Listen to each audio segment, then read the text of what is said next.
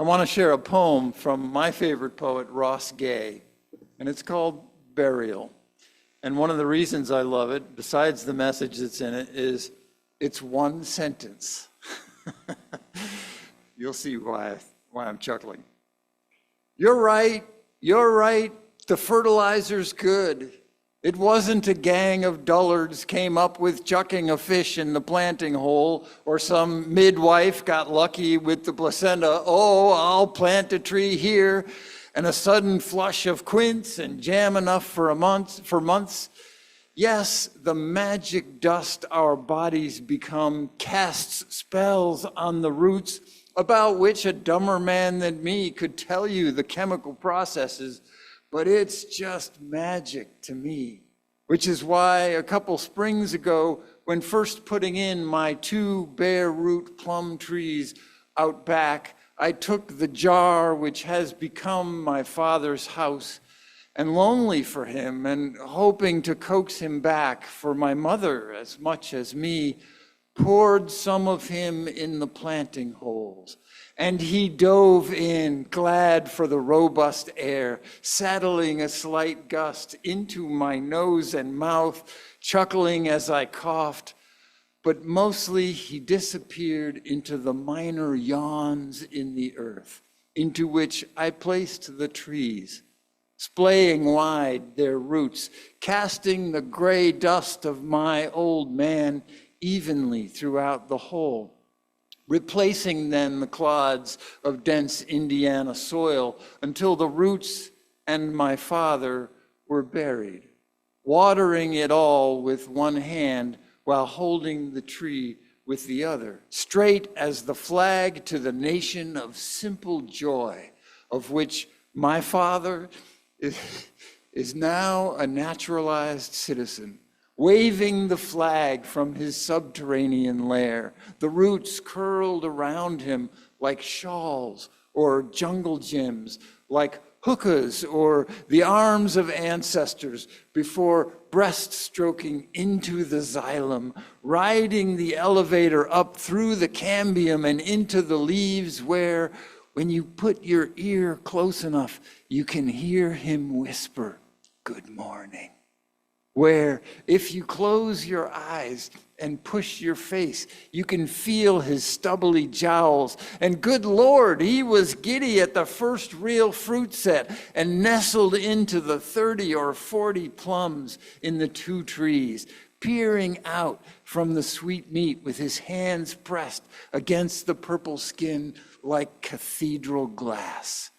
And imagine his joy as the sun wizarded forth those abundant sugars, and I plodded barefoot and prayerful at the first ripe plums swell and blush, almost weepy, conjuring some surely ponderous verse to convey this bottomless grace. You know, oh Father kind of stuff. Hundreds of hot air balloons filling the sky in my chest, replacing his intubated body, listing like a boat keel side up, replacing the steady stream of water from the one eye, which his brother wiped before removing the tube, keeping his hand on the forehead until the last wind in his body wandered off, while my brother wailed like an animal, and my mother said, weeping, it's okay, you can go, honey. At all of which my father guffawed by kicking from the first bite buckets of juice down my chin, staining one of my 2 button-down shirts, the salmon-colored silk one, hollering, "There's more of that!" Almost dancing now in the plum, in the tree, the way he did as a person, bent over and biting his lip and chucking one hip out, and then the other with his elbows cocked and fists loosely made, his eyes closed and mouth made trumpet, when he knew he could make you happy just by being a little silly and sweet.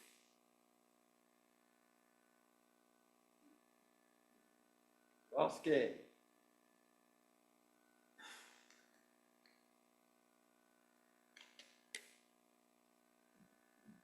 Today is Easter, and Tuesday is Earth Day.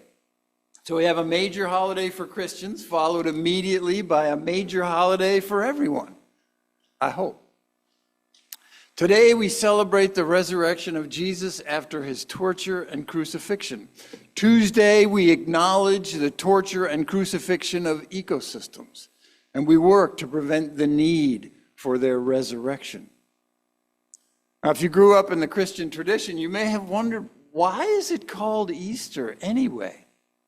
Here we have the single most important holiday in the tradition, remembering an event that defines the tradition. And yet, the word Easter is nowhere to be found in the Christian scriptures. And the word has no meaning in English beyond designated this holiday. In Spanish, this holiday is called Pascua. In French, Pâques. Swahili, Pasaka. Russian, Pashka. Tagalog, Pasco. Dutch, Pasen. Those are all variations of the word Passover. By the way, the Passover story is a great metaphor for the struggles of Earth Day and our bondage to a fossil-fueled economy and the resulting plagues now being visited upon us. But that's a whole different service. German and English are the only languages that name today after an ancient pagan goddess, Ostara. In the part of Europe that's now called Germany, ancient pagans celebrated the spring equinox with symbols of fertility, eggs, rabbits, and flowers, giant inflatable, no.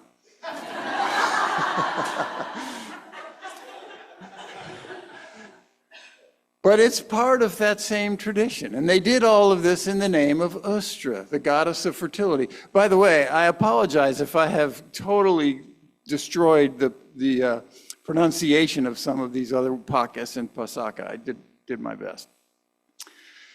I saw a sign that made me chuckle. It said, "Silly rabbit, Easter is for Jesus." Well, as I mentioned, this holiday is named after either a Jewish holiday or a pagan one. But the eggs, chocolate, jelly beans, the marshmallow peeps, bunnies, those all come from the pagan side of the family. And that plastic grass from hell comes from the consumerist side, which is arguably America's national religion. But this sermon is about resurrection. There is an obvious resonance between resurrection and the seasonal return of life and warmth after a long winter. A winter which for my Northern European ancestors, it meant deprivation, if not famine. Winter was starvation time. And that resonance between spring and resurrection certainly helped Christianity find a home in European pagan lands. But beyond our neighborhood's awakening from the sleep of winter, what does resurrection mean for us today, especially non-Christians? Well, at the risk of being a downer on Easter, I have to point out that you can't have resurrection without death. That means we have to talk about death, at least a little. Death has been more on my mind the last few years as people whose living I took for granted begin to die off in an ever-increasing hemorrhage of loss that comes with entering my 60s. Maybe for some of you, too. My friend, the Reverend Barbara Whitaker Johns, reminds us that life and death are not opposites. The opposite of death is birth. Life includes both, includes and requires both birth and death. Life couldn't exist without both of those. The Taoists nailed this with the yin-yang symbol. Life on this planet only happens because living things eat one another. To live is to eat, and to eat is to kill. And we can argue about the relative harm of killing plants versus killing animals, but either way, death is right there in every mouthful. If you want to conquer death, if you want to be saved from death, understand that in this world, that would mean doing away with birth, too. and life would cease to exist. On longer time scales, death is what allows evolution to innovate. Carl Sagan once said, "The secrets of evolution are time and death." We wouldn't be here this morning if the dinosaurs hadn't made way for us by dying. And they wouldn't have existed if green plants hadn't previously wiped out almost all of the earliest forms of life on this planet by spewing out a toxic gas, a gas we call oxygen. Life and death cannot be separated. Like the yin-yang symbol, they cycle, they dance together, each containing and giving rise to the other. So, speaking of which, we Americans we were raised in a culture that fears death. You know, talking about death is kind of impolite, dark, morbid. Death is to be avoided at all costs, right? A close friend of mine died of ALS about 10 years ago, and his body now rests in cryogenic suspension somewhere in Michigan. Before he died, he set up a perpetual trust to pay for the energy needed to keep him frozen until he can be awakened. He hoped that his dead body will be cured of ALS someday and resume life in a new, hopefully better technological world. A tremendous amount of effort and expense for what's in all likelihood a hopelessly slim chance at an afterlife. There's a way to do that for less, you know. Some people have only their heads frozen with the expectation that someday their brain can be scanned and their personality and memories uploaded into the internet to live a fully digital afterlife in the cloud. And you know, this is okay with me. I have no objection as long as I don't have to be the one who saws their heads off. For those of us for whom nature is enough, who look for solace and inspiration in this world, is there any hope of an afterlife other than having our corpuscles float in some giant flask of liquid nitrogen? Does personal resurrection have any meaning for us? Can we count on some kind of natural resurrection, knowing that death is going to snuff out this ego that wants so desperately to live on? Yes, I think so. Remember, our bodies are made of atoms. Our appearance doesn't change much from day to day, but the atoms and molecules that make us up change by the minute. Take a breath with me. You just breathed in uncountable numbers of air molecules. Actually, thanks to Amadeo Avogadro, we can count them, give or take a few million, out of the total 13 sextillion air molecules in each breath. 13 sextillion. Most of them go in and right out again, but a significant portion of the oxygen molecules coming in stick around, become part of us, replacing the carbon dioxide molecules going out. And where do those outgoing molecules go? Well, they get taken up by plants, or dissolved in the oceans, or trapped in glaciers. And they go on to rich afterlives in all kinds of things. Arcing dolphins, orange-purple sunsets, iridescent nautilus spirals, the soft succulence of dark green moss, Yosemite's soaring cliffs, seahorses gently curling their tails around delicate corals. That's what the stuff you exhale gets up to when it's done being you. Water, too, comes in and goes out from us every day. Water, too, races off to colorful afterlives all over the planet. Rainbows, waterfalls, cool, clean, sparkling spring water.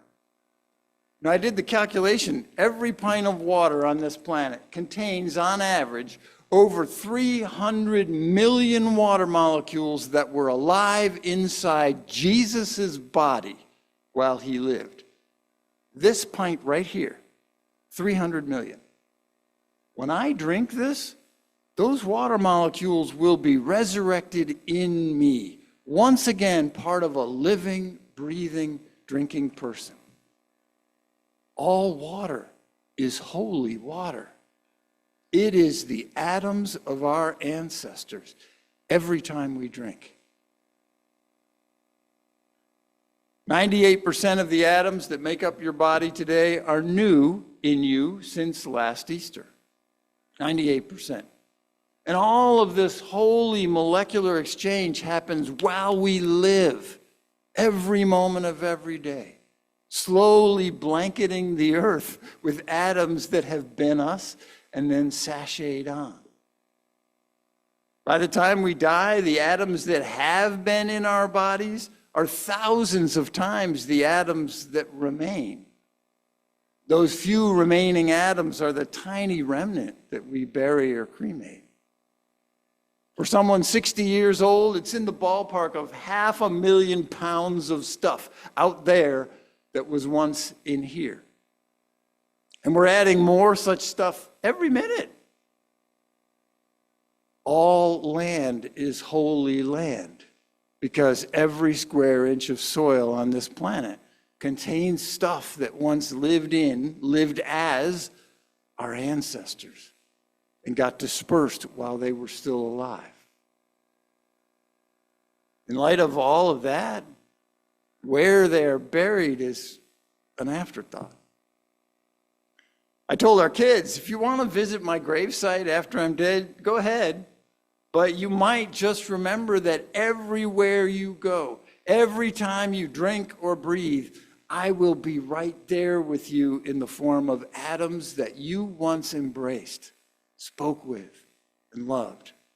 Atoms that are scattered all over the world today, now, long before my death. Assuming it is long before my death, I hope.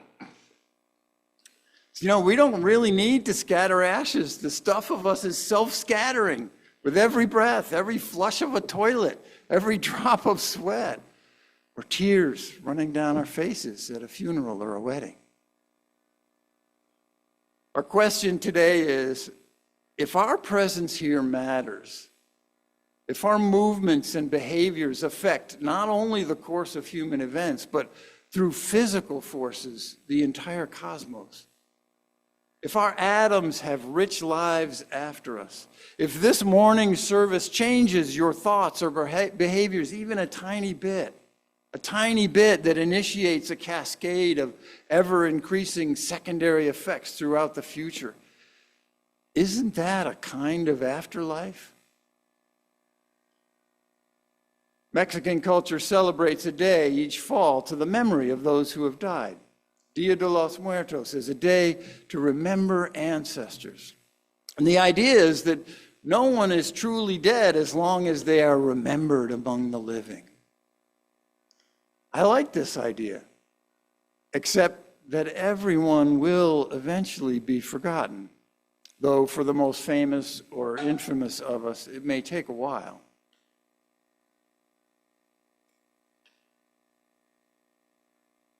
But the truth is, the universe never forgets. Einstein showed us that like life and death, space and time are one thing, space-time. And his theory of special relativity, which has been borne out in every experiment, thousands of them now, also requires that all of time exists as a single entity with all of space.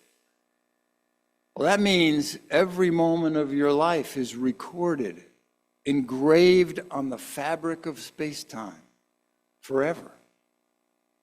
The cosmos remembers everything, and the cosmos remembers everyone.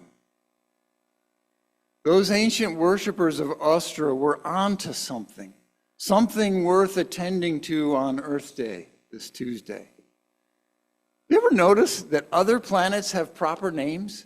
Jupiter, Venus, Neptune, honorable, proper names, capitalized, right? But for some reason we call our own planet, our home, the one we're most intimate with We call it the earth, like it's an object, like it's a thing separate from us. Well, it's not. We are in it. We are of it. We are it. Now, even that's not quite right. It's not an it. It's a we. We are we. We are earth. Capital E, earth. Along with all our green and furry and slimy and inanimate neighbors. And that we are integral in natural cycles is obvious and, somewhat mundane. Even rocks participate in the water cycle and the carbon cycle and all the atmospheric and geological cycles of birth and death, submergence and uplift, gathering and disbursement. We do too, of course. But there's something different about us. We are awake and aware. We are conscious participants in those cycles if we remember to experience them that way, consciously. I think resurrection comes with our conscious participation, our mindful experiencing of the cycles and recycles of a living planet.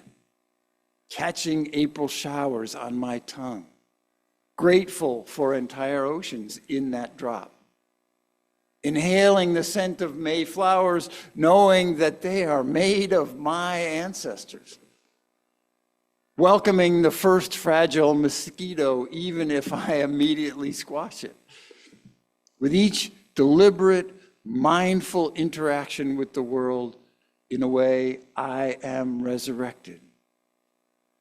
When I breathe deeply, knowing this precious breath contains the dust and the oxygen of my ancestors, I am resurrected. And so are my ancestors, in me and through me.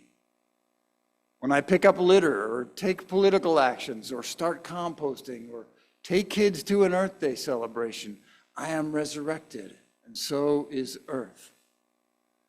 Each spring, when to my delight the daffodils return, I am resurrected. And so is the long-forgotten botanist who first bred them centuries ago. When a grown-up child makes a wise decision because they remembered something you said decades ago, you are resurrected, and so is the child. When carbon dioxide you exhale this morning gets incorporated into an iridescent seashell that catches a beachgoer's eye 1,000 years from now, you are resurrected, and so is that beachgoer. When we accept with grace that this river of life is long and wide and made of ourselves and all our relations, we are resurrected, and so are all living things. Because knowing this, accepting the inherent goodness and balance of the cycles within cycles, and being ourselves conscious participants embedded in those cycles, reassures us that there is indeed an afterlife, a glorious one, even while we live. We are in it already. We are part of a living whole. And we know that what comes with death is not to be feared, but celebrated as integral to life itself, resurrected with each breath, each sunrise, each springtime, and always. Hallelujah. Amen.